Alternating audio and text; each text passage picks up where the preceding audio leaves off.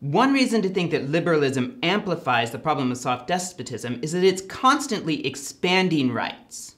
Right? And one of the things about expanding rights is any expansion in one person's rights is almost certainly going to lead to a shrinking in other people's rights. Right?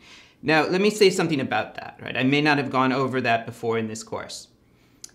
Every right, in a sense, is a right against someone else. Okay? If you have a right to something, that must mean that someone else has a duty to either do or not do something. Your right to free speech means that other people have certain duties not to interfere with you. Right?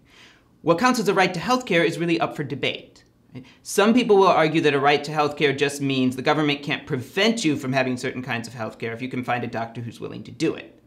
Other people would say, no, it means someone has to provide you with things. But as we see, when we get into when we say abortion is a right, right? Well, then we start having to ask questions. Well, what does that mean? Does that mean the government just can't make it illegal? Does that mean the government has to fund it? Can doctors refuse to provide the certain things, etc.? Okay. So liberalism constantly expands rights. So what was your right, what you had a right to do last month or last year or even last week can very quickly change. Here's an example I sometimes use.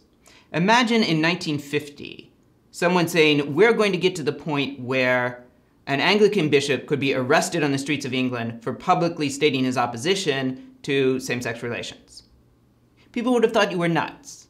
But it's happened in Britain. Okay?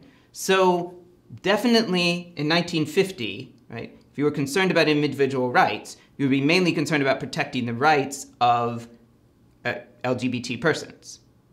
Okay?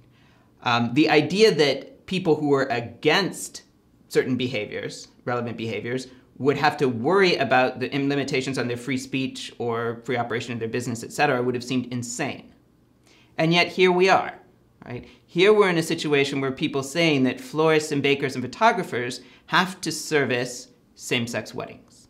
Okay?